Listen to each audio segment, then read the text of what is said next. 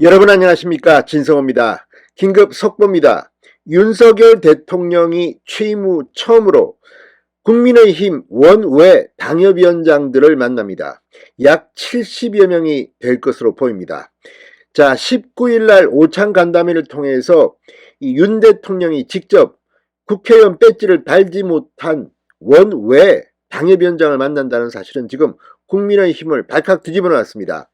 자, 요즘 정진석 비대위원장, 이제 이준석 리스크가 완전히 사라졌습니다.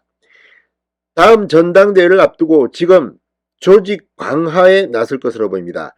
지금 사고지구당이 국민의힘은 굉장히 많습니다. 총선이 이제 점점 다가오고 있는데 최소한 총선 1년 전에는 이 당협들이 정상적으로 돌아가야 합니다. 그래서 국정감사가 끝나면 본격적으로 정진석 비대위원회는 조직 강화 특위를 통해서 사고지구당, 당무감사 이런 것들을 통해 새 당협위원장을 선정할 것으로 보입니다. 또한 이준석 대표 시절에 16명의 사고지구당 신임 당협위원장 후보를 내정한 적이 있는데, 이게 이준석 전 대표가 윤리위원회에서 징계를 받으면서 최고위원회에서 의결을 못했습니다. 그러니까 이준석 체제에서 16개 지구당 당협위원장을 골라놓고 최고위원회 의결을 마치지 못한 상태로 지금 붕 떠 있습니다. 이 16개도 새로 선임할 가능성이 높습니다.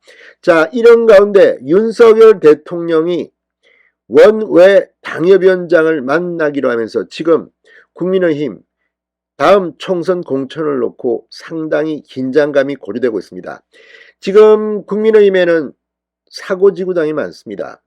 국회의원 배지를 단 지구당도 그렇게 많지 않습니다. 민주당에 비해서는 열세입니다. 그러다 보니까 윤 대통령이 이제 이 원외 당협위원장을 만나면서 국민의힘 당 안정화에 적극적으로 나서고 있는 것으로 보입니다. 대통령실이 방금 전 발표한 내용, 지금 국민의힘 총선을 앞두고 이제 점점 더 분위기가 고조되고 있습니다. 진성호의 직설 시작합니다. 방송에 앞서 아직 진성호 방송의 구독자가 아니신 분은 붉은색 구독 버튼 눌러주십시오. 더 좋은 방송으로 보답하겠습니다. 자, 대통령실이 방금 전 윤석열 대통령이 오는 19일 국민의힘 원외 당협위원장 오찬 간담회에 참석할 예정이라고 밝혔습니다. 대통령 정무수석실은 최근 초청장을 발송했다. 현재 국민의힘 전국 당협 253곳 중 현역 의원과 공석인 사곳 당협 67곳을 제외한 70여 명의 원외 당협위원장들이 참석할 것으로 알려졌습니다. 자, 지금 이 사고 당협이 이렇게 많다는 것은 지금 빨리 수습을 할 필요도 있습니다. 그런데 문제는 지금 윤상현 의원, 지금 당권 도전 가능성이 있는 윤상현 의원은 공개적으로 반발하고 있습니다. 자, 이 국민의힘 최근 이준석 리스크를 이제 완전히 씻어냈습니다. 법적으로도 문제가 없게 됐고 중앙윤리위원회가 1년 당원권 정지 추가 징계를 함에 따라 이제 이준석 리스크가 사라졌습니다. 이런 가운데 윤 대통령이 당 안정화에 힘을 실으려는 의도로 보입니다. 자, 정진석 비대위원장 조만간 전국 당협을 대상으로 당무감사를 진행하고 국정감사가 종료되는 대로 사고당협의 당협위원장 선출을 위한 조직강화 특별위원회를 가동한다는 방침입니다. 자, 지금 이 비대위 움직임을 놓고 지금 국민의힘 내에서는 묘한 갈등도 감지됩니다. 윤상현 의원은 급조된 비대위가 당협 출석에 나섰다고 공개 반발하면서 당내 분열이 재점화될 조짐이 감돌고 있습니다. 그렇지만 이거를 67개나 되는 사고당협을 놔둘 겁니까? 자, 국민의힘에 따르면 당 비대위는 전국 당협 235곳을 상대로 당무감사를 진행해 지역구 관리 실태를 점검하고 다음 달 국정감사 시즌이 마무리되면 조강특위를 구성해 사고당협 67곳에 대한 당협위원장 공모에 나설 방침입니다. 비대위는 지난 13일 TK를 시작으로 매주 목요일마다 지역구로 내려가 현장 민심을 청취하고 당협 운영 실태를 점검하는 지역 순회에 이미 돌입했습니다.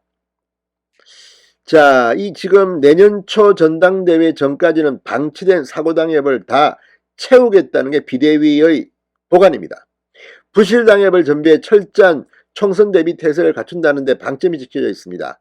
통상 총선 준비 1년 전에는 안정된 당협이 구성돼야 합니다. 자, 그런데 지금 이 지도부에 따르면 사고당협이 67곳이고 당협위원장이 있더라도 그 지역구에 당협위원장이 살지 않는 곳도 있고 사무실도 없이 당협위원장 타이틀만 있는 유명무실한 당협이 많다고 지적합니다. 현 상태로는 전당대회를 제대로 치르기도 어려운 수준이라고 됐습니다.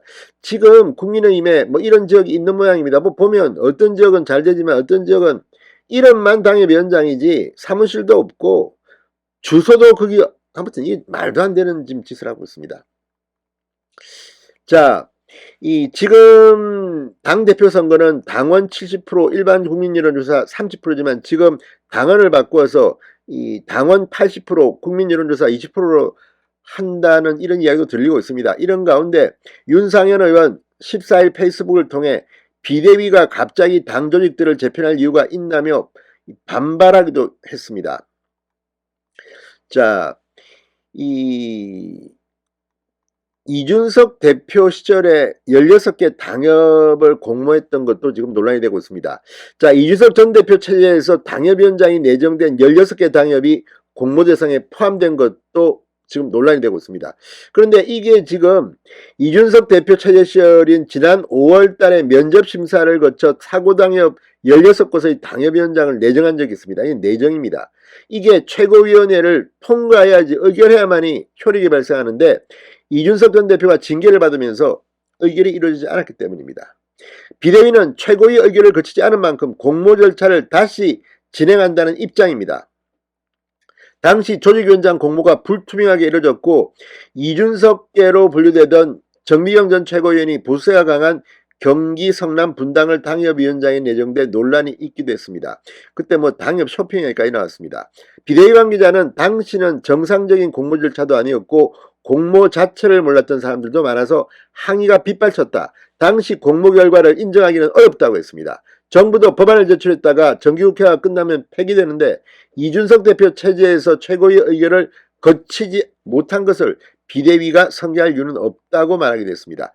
자, 아무튼 지금 이제 서서히 국정감사가 끝나고 하면 원외 당협위원장들 분위기는 지금 굉장히 고조될 겁니다. 공천을 받기 위해서는 당협위원장직을 갖고 있는 것이 상당히 유리합니다. 그렇지만 1년 뒤, 1년 반 뒤 모릅니다. 다음 공천 때 지금 당협위원장으로 해서 그냥 줍니까? 아무튼 지금 윤석열 대통령이 원외 당협위원장 70여 명을 점심 식사까지 하면서 만난다? 지금 국민의힘 이제 당 안정화를 위해서 상당히 큰 물결이 치고 있는 것 같습니다. 신성호의 직설이었습니다. 여러분 감사합니다.